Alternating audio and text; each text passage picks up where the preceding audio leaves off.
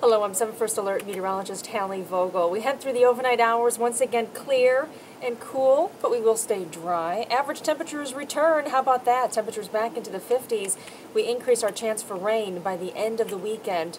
And it does look like little change in the forecast from day to day. We'll see more sunshine during the day tomorrow. A very weak front comes through. You can see it right there. It's not going to bring us any rain or snow or any precipitation. It'll bring us a little more cloud cover, change our wind direction on Friday. It'll usher in a little bit cooler air for the end of the week for the Tigers home opener. Tonight, temperatures back down into the 20s, highs in the mid-50s. A few clouds, certainly milder. 50 on Friday, 50s for the weekend, a good chance for rain by Sunday.